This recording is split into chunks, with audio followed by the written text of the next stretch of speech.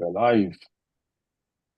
Hola Madridistas. Welcome back to another episode of Let's Be a Real podcast. If you guys are new here, don't forget to smash the likes and subscribe to the channel. We're on the road to 4K. Big up our sponsors as always. Manscaped, LB at 20, you get 20% off and free shipping on manscaped.com. Also, go check out Fanatics as well, official partners of La Liga and Real Madrid, probably the biggest sports apparel collection online. Also, go show some love to Talksport as well. Everything on LBR, the previews, post matches, fan cams, watch alongs, you name it, everything is powered by the Talksport Fan Network, powered by the fans. Right then, Farouk, it's been a while, you and me. I think whenever you and me have got on, more often than not, it has been, you know, good omen. And we have had the pleasure to, break down more often than not some good games. And I would put today's game in that bracket, not necessarily for the way we played, but at least for some morale. Honestly, because after Barcelona winning the league, there was nothing to play. I think after the Clasico, it should have been our players going home for vacay, but we all know how this works. We have to play out the remaining games, but. Yeah, man, talk to me, bro. How are you, and how has this season been going for you, or coming to an end at least? Yeah, man. I mean, this. I think this game actually summarized this season up. Like it's Mm, literally just a season that. Yeah, it's very unfortunate to watch. Like this season as you look at players. You look at players like Jude Bellingham. You look at players like Vinicius Junior. These are players that have shown us the last year that they could they could take games by the scruff of the necks. And you look at the biggest games that we played this season: Arsenal, Barcelona, and like those guys were nowhere to be found. And it's mm, it's it's quite unfortunate. And you talk about a game for morale. If anything, I think like this game today was demoralizing.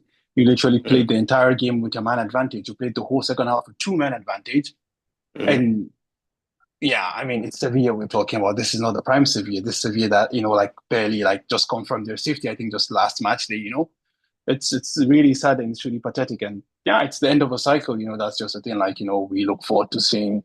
I mean, the season can end any sooner, man. Honestly, the season can Mm. end, so we just can go and forget about this, and the players also can get a reset, restart. I know there is a Club World Cup all day, but yeah, Yeah, just to summarize, man, it's been a whole shit show of a season. It's just when you have a bit of hope, they take it away from you again, mm. and yeah, it's been unfortunate, but yeah, it is what it is. We gotta do what we gotta do. When you said this is demoralizing, I think we'll have to give credit to Sevilla. Like, despite going down to 9 men, they still showed tremendous fight. They showed discipline. It's just us all over again. I mean, we could argue that we were missing, Vinicius, we were missing Rodrigo, Endrick had to limp off a bit later. Um, this wasn't our ideal starting 11. We could say all that, but this has been, a perfect showcase for the season. Breaking down, defensively disciplined teams has been a real chore for us, and yeah, I guess until and unless a team is down to 5 men, we'll still find it difficult. That's just the way we are set up. That's just the way we have been playing. Not even our best of the best players can really turn it on and rip teams apart. That's the honest truth. We can't expect Mbappe to rip past 5 players and bang the goal in, or or someone like Vinicius to actually do the same. So um, I would put that more on Sevilla and the doggedness and them fighting for what is little left of their pride in regards to what has been, even for them, a pretty disastrous season. Although they managed to stay up, but with the ongoing tensions between the father-son duo regarding the ownership of the club and whatnot. Yeah, this has been a pretty tumultuous season for them as well. So they're trying to, yeah, get back some pride. Although I still agree, watching that is it's very drab, but um, Mbappe, finding that finish, and guys like Modric really turning it on. I think for me personally, it lifted me a bit, because what's the point of tuning in apart from the love for the team and watching some of the young guns, get around out. There's no other point. But when people like Modric, who has nothing to prove, still comes on, puts on a show for us, I think that is a lot to take away personally for me. But that's where I will come to this with you. I think that's one of the things that has to happen with this team. We have to throw nostalgia out of the way. The point is, Luka Modric is a legend, and you already put it there. He has nothing to prove to anyone. If anyone at this point has a doubt about the status of Luka Modric, at Real Madrid or as a footballer as a whole, then I think just, there is nothing that's going to change his mind. That's just the truth.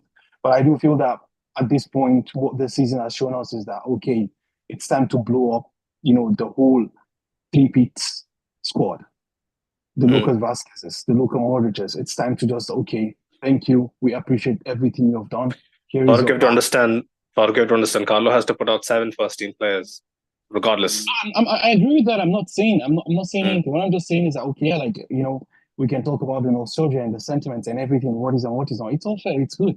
Yeah, let Luka Modric play today. Let him play next week. I have no problem with that. But I just feel like it's going to be very disrespectful to both Luka Modric, and us fans. If you're asking Luka Modric to still be a contributor at the highest level next year, he's going to be 40 plus. He's just taking the space from someone else that could potentially you can build for the long run. It doesn't necessarily have to be Arda Güler. It could be Arda Güler. It could be someone else. But the point is, Luka Modric was the 12th man of the bench, or the 13th man. Okay, like Brahim Diaz was the 12th man. But after Brahim was Luka. This is a lot of time that you can use to give for someone that, could develop or lack thereof. But what I'm saying is that right now we have to throw nostalgia out of the window. Lucas Vasquez, thanks, but no thanks. Okay? Luka Modric, same thing. The point is you applaud these guys. You give them the, the respect they deserve. Like, they're absolute legends. They have nothing to prove to no one. Lucas Vasquez included in this. He's an absolute legend of this club. But the point is, you have to move on. That's just what the season has told us. You have to move on. You have to move on. That's just it. Modric is going to be here next season, Farooq, whether you like it or not. He's going to stay. I don't know. Let's see. But I just feel like it's, in my opinion, I just feel like it's a disservice to him, to what he has done for this club, to, keep asking him, keep putting him in situations that he shouldn't. I respect that opinion, but Modric is someone who bloomed late in his career. And for him and for the club, I think when you ask us to, put sentimentality aside, that's one thing. But then when you expect the club to do the same, we have done absolutely, massive legends. Raul went to Schalke and I think he won the Golden Boot in Germany I can't remember. No, I get it. Raul went to Schalke and was putting Schalke in the Champions League when they had I wasn't referring to the UCL. So when you talk about sentiment, this is not the club. This is not a club that deals with sentiment. So the only reason why that's what I was coming to, Farooq, before you actually ran away with the horse. He can contribute at the highest level. You didn't let me finish. So what I was coming to was, our club has done some massive legends dirty, and they're not going to let Modric go through that, because Modric, personally, I do think he wants to stay. Not just for the fact that he would like to still be, mixed in with, being at the biggest club in the world. And also, just I mentioned this on the last part as well, staying in top fitness ahead of the World Cup as well. Even if the club wanted to move him along, I think the sentimentality from the club comes into play. Also, with Xabi next season, Xabi Alonso in next season as manager, I think it's going to be a collective decision to actually keep him around. But I completely, respect the view that you have, that guys like him has to move on, so that someone who can basically secure our future for us should be prioritized. I get it, but me being a Luka Modric fanboy from God knows when, I would absolutely love for him to stay. And I do think watching him perform, even when he comes on late in games, he does have a much telling impact than some of the so-called players of the now who get away with murder most of the week. So but that's just for me. Name one player who gets away with murder most of the weekend, like has Luka Modric has a more telling impact than. I think when guys like Fede Valverde, I mean, he puts in a defensive shift, but he can't really keep up with the ask of really unlocking a a very well-drilled defense or someone with a proper game plan coming after us. I don't think so. I don't think that's not his game. But I'm just telling you, Fede Valverde never gets That's questioned very for, much oh, you right. can't. That's just not his game. You're asking square No, pegs but in I'm just round telling you. I'm just holes. telling you the fact that people don't really. But see, this is the question, right? We can put players into different brackets. Or he is a defensive midfielder, or he's a 8, he's a 6. But in my humble opinion, when a game doesn't really pan out the way you want to, someone has to step up. Someone has to really find that killer pass or killer ball. I know deep down that Federer can do that. I know deep down that Jude can do that. I know Chouameni can really play that pinpoint ball in behind, but they play too safe sometimes, Farouk. That's what I'm referring to. I'm not just really going after people. They are my boys, but I'm just telling you, Luka Modric, even at this age, when we need a semblance of control, he comes on, he gives us that. How many Well, that's the players in point the I'm trying world to make. can I give us mean, that? look at what you 3 years ago, Mm, 4 years ago was this. That's the thing. Even then, it was like, towards the end of it, but he was that. But right now, I just don't feel comfortable with the fact that I have to mm, bring on a Luka Modric to get this. When I could mm, get other players off, because the point is, the point I'm trying to make here is that this squad is limited. You only can mm, allocate certain number of positions or a certain number of players to certain positions. Right now, mm. Real Madrid has 7, 8 midfielders out of a 23, 24-man squad. Yeah. So you're putting in local Modric here. You're putting in Dani Ceballos, who is an addition to this. So what happens with these guys? The point is you're putting also Arda Güler in that position as well. So now you're talking about 7 guys, 8 guys who are there for the rotation. I don't expect that Real Madrid is going to get a 90 midfielder. That's We're why I'm going to saying like probably get this. Angelo Stiller. We're going to get who? Stiller, if I'm not mistaken, the From where? Austrian. I think he plays for Stuttgart. Does he? Okay. Actually, Uh, I haven't seen him, so I Yeah, can't I haven't seen him much either, but he's I supposed to can't be say the anything. guy who is gonna, basically, recycle possession, gonna be a deep lying, specialist at rotation of the ball. I Oh, do think the Stuttgart. club, yeah, That's quite interesting. yeah. Let's see. He's 26, 24, but yeah, he's not that young, but he has a proven track record of being one of the best in his position for passes into the opponent's third, ball progression with his passing range. So let's see. But yeah, then again, Dennis Ceballos, for me, what does he bring? He has stepped up for a bit, like a 2 month spell, but after the injury, he has never looked the same. But I do get some sort of guarantee with Modric, or maybe it's the fanboy in me, but I do get the realistic viewpoint of you. But we are dwelling too much on it. But today, Modric, absolutely superb. Had the assist for Mbappe, 13 goals or assists for the season. I think it is a pretty decent return, in a season that had little or no hope, especially regarding our midfield cohesion.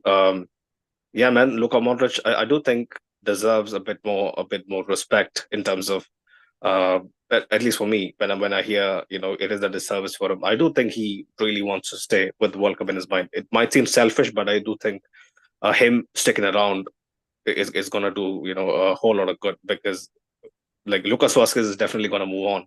He's not exactly the leader that we need, like someone who can really bring the team together when we are going through a rough patch because if Modric and Vasquez leaves, who else is left, right? It is basically the people who belong to the 21-22 era, right?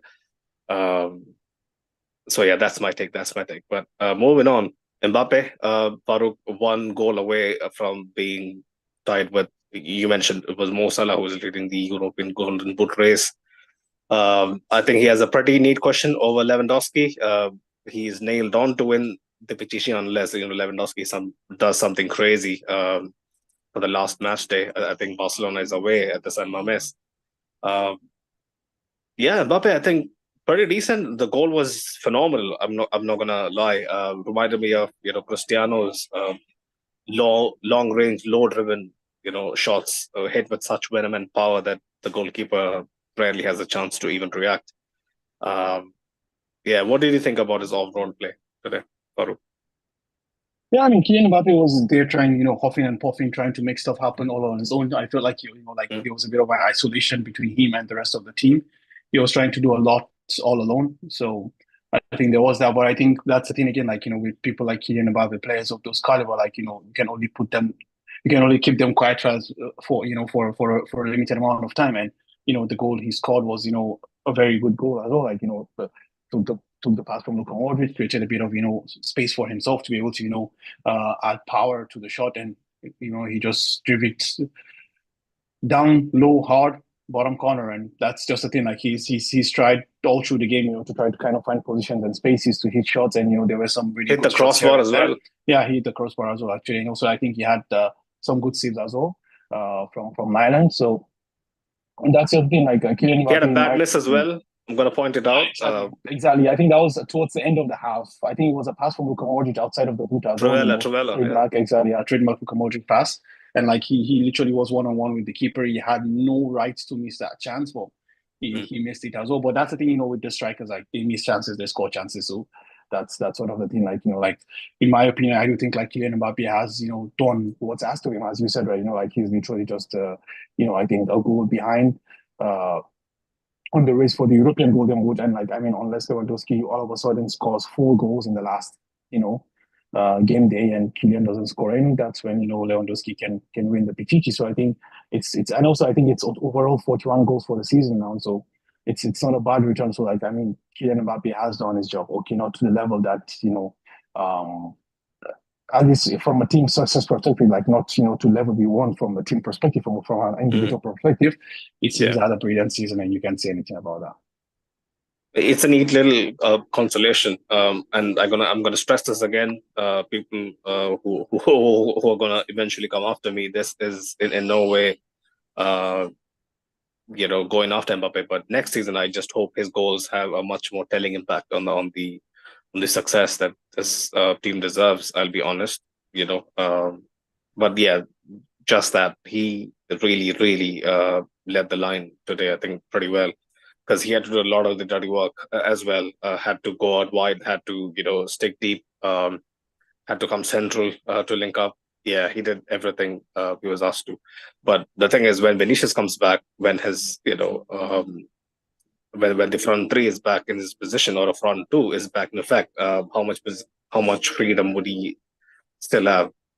That's the big problem that I think Xabi has to solve next year. But that's something for the Club World Cup to delve into. But yeah, decent return for him. 41 goals, I think, sets the tone, especially for a debut season. That's pretty good. Um, but yeah, let me get into a few of the comments before we move on. Big up Luca Talks Ball. Go check out his channel. He does cover football. I think mostly in the Premier League, but I think he also does a bit of the European leagues as well. Go check him out, boys. Big up John. He says the embarrassment Carlo Ancelotti has put us through the season is appalling. Struggling against 9 men. We were talking about this earlier. It has been the case. I did mention, unless we play our full 11 against a 7-a-side or a 5-a-side team, we are still going to find this because that has been the story of the season.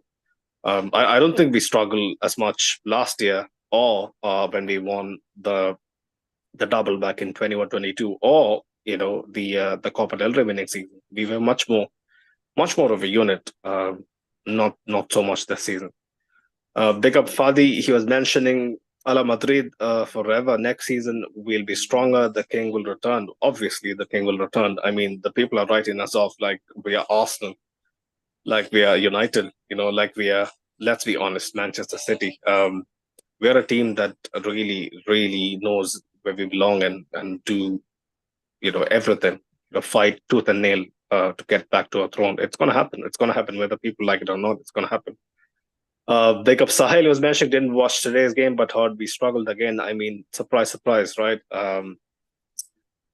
Sevilla way is always a very, difficult place to go to. It has always been the case, but add to the fact that we had a lot of players missing and basically nothing to play for. This is what we get. Yeah, Carlo, he does what he does, right? What else can he do? But yeah, quick thoughts on Jacobo Ramon, Farouk. He did have a great impact last game, big winner. At the time, we thought, yeah, maybe we could push it to the last match day for the title to be decided. It meant for little, but still, I felt super, super happy for him. What did you think about his performance today? I think he still seems like a very nervous player in possession. If you remember the breakaway that led to the Pascual 1v1 miss against Yep, Lunin. yep. That was pretty crazy. And I've seen Jacobo, be in that position a lot of times. He's someone who's regarded as super, super clean on the ball, especially in Castilla. I know the level is completely different. He's not as the Kaiser for a reason. He is compared with one of the all-time greats in terms of his ball distribution, his composure. Um, but yeah, man, Jacobo Ramon, people regard him really, really highly. Do you think he has a definite future for us? I don't know, man. I really can't Mm, say anything about, mm, because the point is like we haven't seen enough. I mean, the mm, point is for Asensio, like, I mean, we are in a position to actually lay a claim that, okay, yeah, Asensio can be a rotational option of this team and you feel comfortable with him. But mm, we mm, don't know what's going to happen with Asensio and, the whole legal issues that he has. So that's something that we just have to wait and see, of course.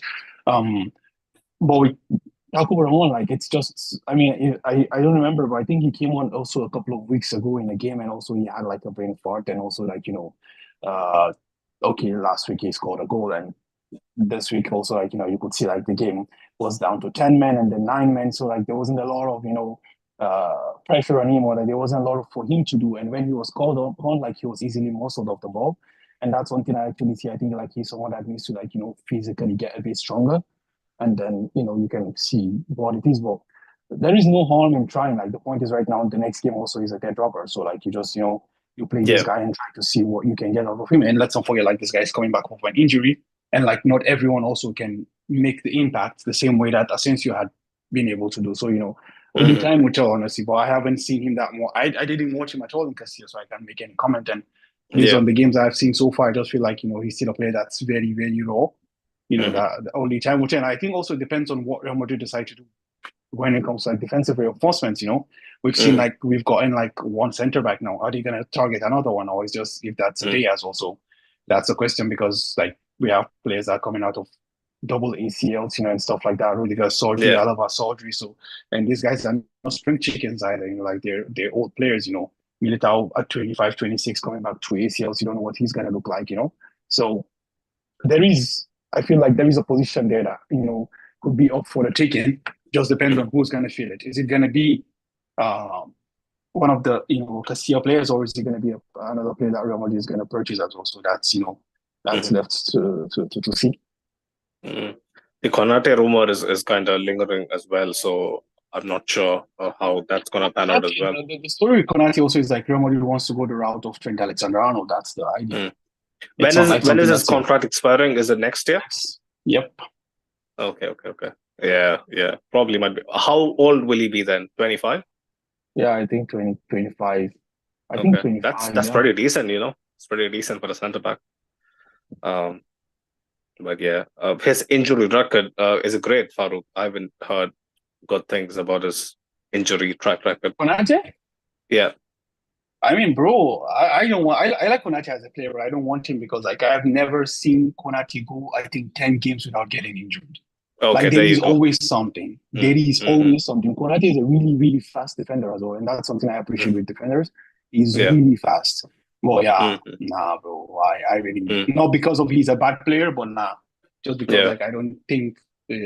I think continuity always is important, especially when you're coming into a team that for them like he has Virgil van Dijk, so Van Dijk is the leader, he's the totem of the team. You understand? But the Mm, point is, the way our team is looking right now, we're gonna be looking into like a new defensive leader. So like I mm, think Rudiger is 31, whatever it is, like so you don't know what that's gonna be like. As also you're looking for someone that's gonna grow into a leadership role. So that's why for me, I think like if you're gonna play the long game, I'd rather play the long game with William Saliba, honestly. mm. What do you think about Hosen? Dean Housen, do you think No, he? he's going to be a baller, man. But the problem about Hoyson is also that he's also young. He needs a lot of, like he's a very good risk taker. Plays the ball with both feet. Great, Mm, it's really nice and all that. But also like he's someone who is also like not played a lot of games at the highest level. If mm, because like he was at UVA, didn't play, went to Roma. I think he played 20 games the whole, and then he's been at Bournemouth now. I think he's played around 40 games. So he has less than 100 games, at the highest level. So this is still a very, very, young player, more or less. I mean, literally 12 months ago, this guy was being transferred for, was it 7 million, 8 million euros, whatever the amount was, between UV and Roma. So uh, mm, I do think like he's a fantastic young player. He has a lot of, potential. And the thing I love about him also is like, as I said, like the risk taking, honestly. Like he's someone that's gonna bring the ball out, he's someone that's gonna ping a long pass, he's someone that's gonna make a diagonal anyway. So and I remember in the chat I was saying like, that ball playing skills reminds me of like Bonucci, what Bonucci did, like, when he was playing with Juve and Italy as well. So he had two defenders whose job was just to defend, and for him he was more like the deep line playmaker for those teams. So I kind of see like Howson can be that kind of player. I don't know what Xavi Alonso is going to end up playing at Real Madrid anyways, but yeah, that's something that we have to keep an eye out for. I do think like he can be, he can grow also into a mm, leadership position, but like we need time. We can't just yeah. expect him to just drop in there and just become exceptional.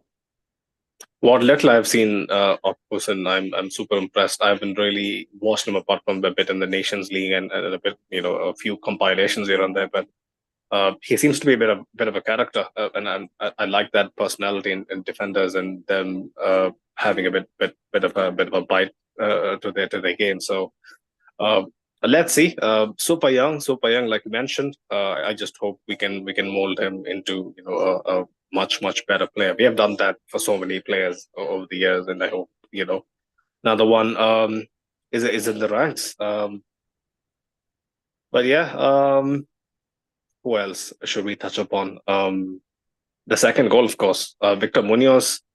I would like to ask you this, frank question, Farooq. I'm not sure if you're well aware. I'm not well aware because I don't keep uh, track with what's happening on Twitter and on the cesspool banter or football socials across Insta, Twitter, Reddit, all of that. But Victor Munoz had a great chance against Barcelona. If you remember, he broke through and he skied it. He is one of the fastest players in both Castilla and the first team. He's just insanely quick. He's what, like 20, 19, super young. He barely has had a kick, right? But then people were actually abusing him. People were actually going after him after that miss. Uh, but then, our front line players like Winnie, Mbappe, Rodrigo, Jude Bellingham, they don't get hated on us. I don't get this fan base, or really, because how can you really go after a kid who is just coming on for his debut or just trying to make a name for himself? It's just beyond me, to be honest. How do you support your boys if you're going to criticize one player who has had basically next to no experience at the top flight? I mean, it's not just about that. The point is, let's forget about everything about the human side, Mm, and like you have to be mm, this, you have to be that. Let's even forget about that. Let's talk about the business side, the sporting side. mm, I don't think if there is any sane fan that thinks that one single moment mm, is what defines a league, not a cup. A cup is a different thing. A cup is a matter of moments. You show up in the mm, moment in a cup, you win the game. You win the mm. trophy, sorry. But for a Yeah. league, do you think a single moment is what decided the league?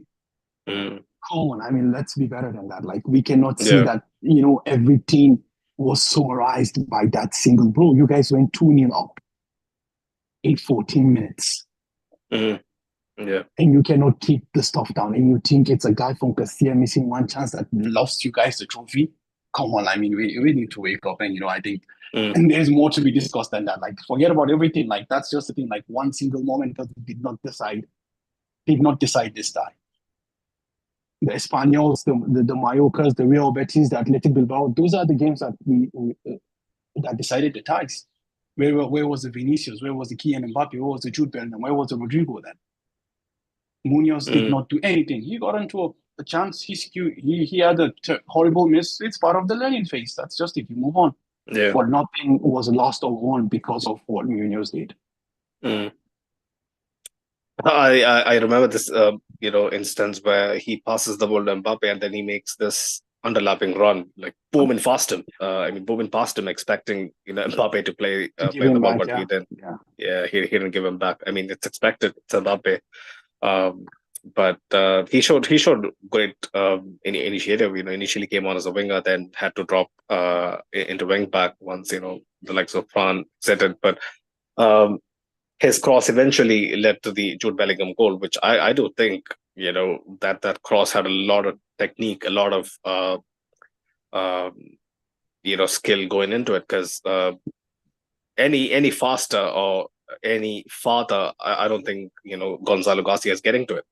The whole reason why it's so well floated is because Victor Munoz just bided his time. Huge backlift, basically, making the job easier for Gonzalo, because I think the cross basically set us up for the 2-0.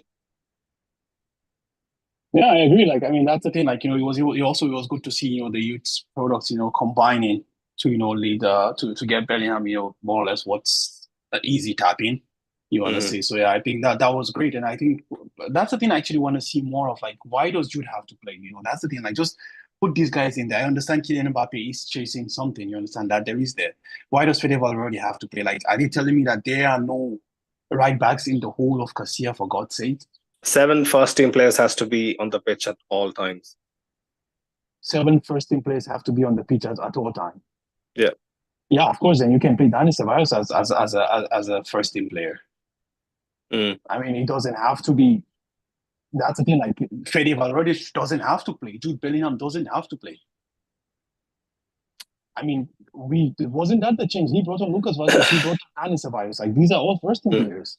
There are certain players that have just it's obvious. You can see the levels have dropped from Jude. He's tired. It doesn't take a magician. Of course, we know sportsmen want to play. We know players, if it's left to them, they don't even play, literally with a broken leg. We know that. But you as a team, as a management, why are we here in the first place? Fede was gassed, was tired. We saw how Rice ran triangles against these guys. They're gassed. You want him to play? Let them play the last 20 minutes. Why do you have to start Fede Valverde as a fullback? Put these youngsters in there. Let them get the run.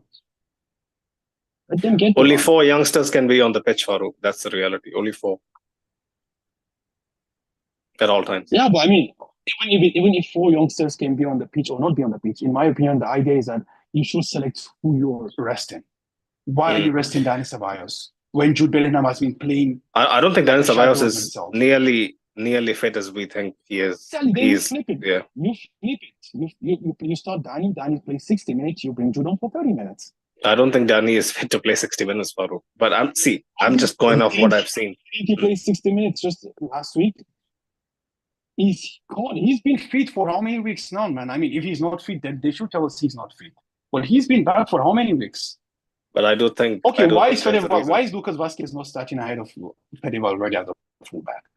I give you that. Vazquez also, I think, had knocks, but these are all unnecessary, dribble. We didn't go into all this. We're gonna go to the Club World Cup, and then again we're gonna look like ass. Players are gonna be ass. It's in a month, Farouk. It's in a month, right? The season is dead, basically. Why are we arguing about who should be getting more minutes? I don't think Carlo leans into what we suspect.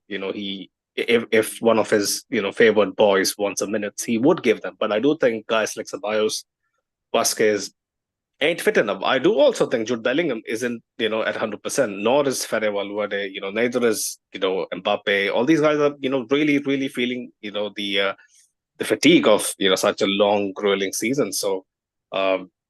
But yeah, I do think the Jude Bellingham goal after a short drought, at least by his lofty standards, gives him a bit of a boost. He's going to miss the next game, so this was his last game of the La Liga season, essentially. But yeah, nothing much to do for him. like if you remember, like he set up he basically paved way for the first red card to happen for the Mbappe run into Bade, Loic Bade, who basically had to pull him down, and I don't think that was a harsh red card. Do you think that was a red card, Farouk? It was a red card, but it was a very harsh red card. Mm-hmm. It was I mean, a red is a red. Like the rule is there. Like there is nothing to talk about. The rule is the rule, but like yeah, it's a very harsh one, honestly. Yeah, yeah. Um, but yeah, I would also like to point out that Gonzalo Garcia again, when he gets some minutes, I've said this a lot of times, his physicality is some sort of a game changer for us. At least whenever we have put him on, he can really go up against some big guys and really hold the ball up for us, and his presence in the air is also something that we should have really relied on a lot more this season. This is again a huge flaw of Carlo. Sometimes you have to just take a gamble when nothing is working out. If you expect Endrick, who is like what 5'8", 5'9", to do the stuff that Gonzalo does, he really can't. Towards the end of the games, I do think we should have thrown him in a lot more, especially after that when he got us against Leganes in the Copa del Rey. But thoughts on Endrick, Farouk? Nothing really significant from him. But if you remember, like from the right, that's not his natural position. He's basically asked to sometimes touch the sideline and sometimes make darting runs inside as well. I do think the pass he laid off to Jude Bellingham was really, really nice. If Jude Bellingham is a bit better positioned, and if he's expecting it a bit better, he's going to absolutely find the net. What do you think about his performance? Yeah, man. As you said, actually, I think there was nothing of note, and as you said, being played out of position, I understand. Like it's very unfortunate because like Kylian Mbappe is running after something, so you have to understand the support that the club has and the team has for him at this point. I But can't yeah, like see you, Farouk. Oh, you can now see. you're back. Now you're Okay. back. Now Yeah. So like, that's what I'm saying. Like, you can understand like because of that, like he can play in his preferred position. He just has to, be shoehorned into a different position and be expected to perform. But yeah, like I think the season as a whole, like Hendrick has had a little bit of bright moments here and there, but it's more or less what we expected that like Hendrick would Mm. need the time to first gel before he's able to kick off and get running. And I think this is also one of those games that just continues to prove that like I think he was just indifferent. Like there wasn't anything to write or anything to discuss about regarding his performance. Honestly. Mm. Yeah. Also, I would like to point out, Gonzalo, I did write this down. Gonzalo was joking, that Jude Bellingham stole his goal, if you remember, from the celebration, because he thought the ball was going in, and Jude Bellingham, basically took his goal away. But Jude was like, nah, that wasn't going in, mate. I had to really, It put the wasn't. finishing touch on it, which is true, Um, but yeah, big up Madrid TV. He was mentioning this team had a really hard time scoring against nine men Sevilla. Yeah, funny in it. Uh, he was also saying we need new ideas and new signings if this team has any chance of winning something next season. We are going to be up against it. The pressure is well and truly real.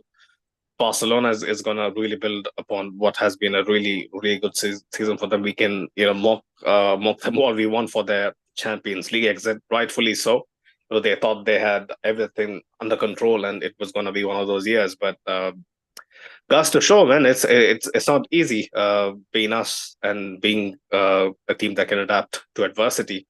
Um, but yeah, we'll need something special, really special, to go up against Barcelona, and I'm pretty sure Atleti is gonna also uh, look for reinforcements. Yeah, we'll need to be on it next year. We don't really have the time for Xabi Alonso to settle. It's a pretty tall order. Farooq, any early predictions? How early is it gonna be uh, for Xabi Alonso to win something significant? And do you think the settling in, the honeymoon phase, is going to last long enough for us to be there? Yeah, I do think so. I think like like the change of coach, the change of scenery, the change of everything for the guys. it's going to be quite. I think it's going to be kind of a jolt, like a shock jolt for these guys, and I think they're going to get up and running. I mean, let's not comment. It's not like we're talking about a team that's that's really bad. No, I do understand that we need reinforcement, but like we still have 5 of the top 10 best players in the world. So it's not like I mean, you can even argue 6 if you include Courtois in there. So it's not like like you're coming here and like you're talking about like a team that literally has nothing. We do have the players, but the problem is that this season they weren't able to show up. So I do think with the new coach they will show up. But the question is like, how do we sustain it in the long run? And also the other thing that I would also worry about is the discipline issue that I feel like is becoming an issue with this team. For instance, Jude is going to miss the last game of the season. I don't know. Let's assume that we had won the Clasico and then we are going into the final game of the season neck and neck with Barcelona, and then all of a sudden Jude Bellingham is missing that game. So these are the things I think we need to try to figure out and iron out. But I do think it's more. I don't want to question the motivation of a player because I think that would be very unfair. Like these players, they absolutely want to play more than anyone. They want to win more than anyone. But I just feel like we need to see more. I think the change of the coach, and as we always know in football, like whenever there's a new coach, there's this new jolt because it's a new idea, so everyone wants try to impress the new coach through something and stuff like that. So I do think next year should be a bit more interesting. I don't know how it's going to translate into trophies or not, but I do see us winning something in the next 2 years, most likely the Champions League again in the next 2 years. I really hope we win one of the big ones. I do really want the Champions League back. We have to shut up the Premier League. It's so satisfying when we do it. Guys like Arsenal, they celebrated winning against us like a Finland. What did they do against Spurs? Basically, bent over for them. So I just want these guys to see it. I just want these guys to be left with nothing to really argue against us. Premier League is something that really, really annoys me, and the fan bases, their teams with absolutely nothing. They chat so much shit that I just want us to win the Champions League more than anything. La Liga, yes, of course. If we can really get one down, I'm really, really satisfied. But the Champions League for me is at least where it is at. I do hope Xabi Alonso can really be flexible. That's what our club demands. I think without him being flexible, I do think we are going down somewhere that we wouldn't like. The board wouldn't like. The fans wouldn't like. The players wouldn't like. For his philosophy and for his tactics to actually work out, he has to be the perfect blend of being an astute tactician and someone who adapts to adversity, because we are going to be really going through some tough phases with injuries, suspensions, you name it. Some high profile names not turning up. It's all gonna happen. If this year it was the likes of Rodrigo, next year is gonna be someone else. Rodrigo and Vinny, to be honest. Yeah. Next year is gonna be someone else. So and we rarely look for solutions in the January transfer window. I'm pretty sure Xabi Alonso is well aware about the fabric of what we do and what we don't. So I do have hopes, but not as optimistic. I just maybe am tempering my expectations a bit further to not really feel let down. But I do admire Xabi Alonso. He was one of my favorite players. It's an absolute pleasure to have him back. But at the same time, I do believe what Carlo did in 3 years never going to be replicated. If it does get replicated, the only guy who can do it is Zidane. So Xabi, if Xabi can do something like that, 2 doubles in 3 years, I'll be over the moon and absolutely shocked. But let's see how that pans out. Short Circuit was mentioning no Carlo Ball next season. What a relief. A relief in some sense for sure, for a lot of people.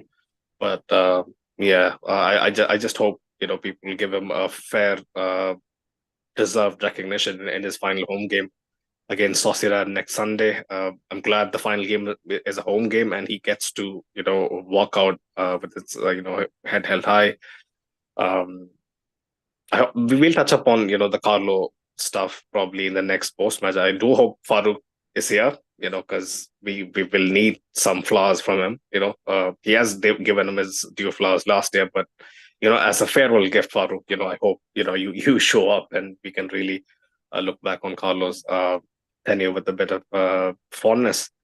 Quickly, I read the stat. Luka Modric is the only midfielder in Europe's top 7 leagues to rank in the 90th percentile, 90 plus percentile for progressive carries, key passes, and forward pass accuracy. 99th percentile for forward passes, 98th percentile for forward pass accuracy, 97th percentile for progressive passes. That's insane. Although we have to caveat with the fact that he comes on for a large portion of his game, so his minutes are a bit of a small sample size, but still pretty effective, pretty impressive. Given the fact that he is touching 40. Right, Farouk. Any more thoughts? Quick. Any opinions on some of the rumored signings? The Benfica left back, if I may, Carreras. Is it Carreras? I'm not Honestly, mistaken. man, I have no idea. I only saw what I remember someone in the group was sharing about the fact that they were saying he like locked down Yamal and stuff like that. So let's see. It was more. Let's see. Let's see what's happening with that. But I just feel like you go for the safer option and just bring back Miguel. I think that's a very, very safe option. They're like someone who is tested and trusted in the Miguel league, is and not coming back, from what I hear.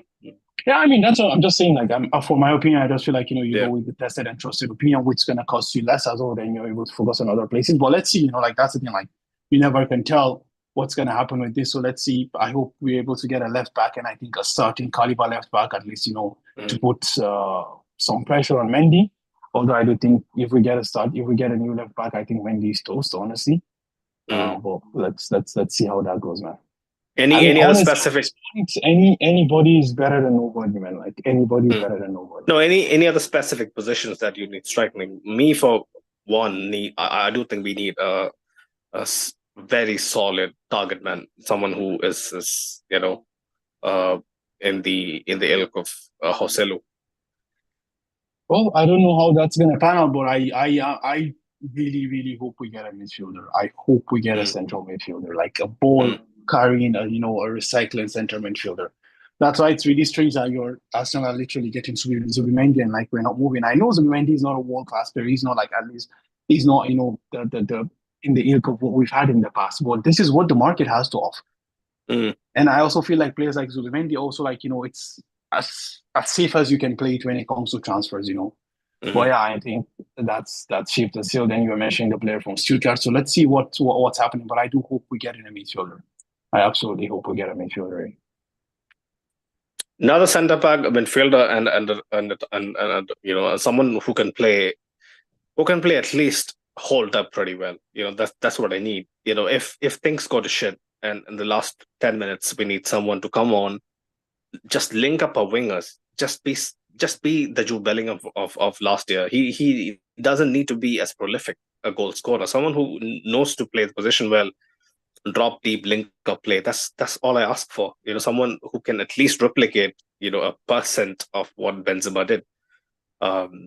Maybe that's asking for too much, but I do hope the board recognizes this as a major deficit that we have, major void that we have in our squad. There's no one really of that profile yet who can do that. But yeah, so far I think we are making some good moves. We are making the right kind of moves. We are actually putting some pressure out there. I'm pretty sure players will be looking behind their shoulders going into next season. I think that's the right mentality to have. And I'm super thankful that Perez and the board is very, very keen on addressing some issues even before the summer is here. But yeah, big up the boys tuning in. Big up the boys tuning in later on in our audio platforms as well. I always mention this. You guys are our backbone, has been for the last 3.5 years or so. Thank you for always sticking by us. People who are here, people who actually are going to tune in later on YouTube as well. Please do smash the likes. It really helps us. Also, if you have fellow Madridistas, who would like, who are into pods and whatnot, share the link to them as well. We have been doing this on the side. Basically, this is not something that we do full time. So we would really appreciate any sort of love that you can throw away. Also, go check out our partners as well. It also is showing us some love. Manscaped LBR 20 to get 20% off and free shipping on manscaped.com. The pioneers of male grooming. Also, go check out Fanatics as well. Official partners of La Liga and Real Madrid. Also, go show some love to Talksport as well. Last home game, Carlos Ferrell, possibly Vasquez. I'm pretty sure Vasquez is also going. So, yeah, two major pillars of our successes over the last decade is going. It's going to be a bit emotional, at least for me. Not sure about Farlouk. Farlouk is going to be super, super keen on seeing, the backside of some of these guys. But until next time, boys. Hala Madrid. Hala Madrid.